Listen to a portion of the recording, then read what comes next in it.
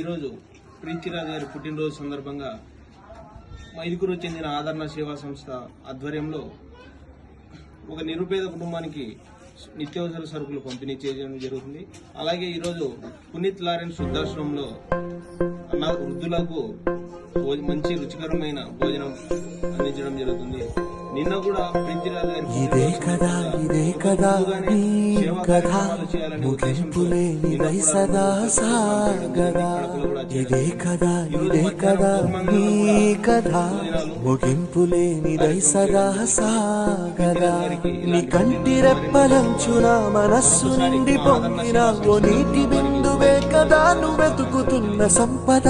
ఒక్కొక్క జ్ఞాపకానికి 100 ఏళ్ల ఆయువుందిగా, ఇంకెన్ని ముందు వేచనో అవన్నీ వెతుకుతూ పదా.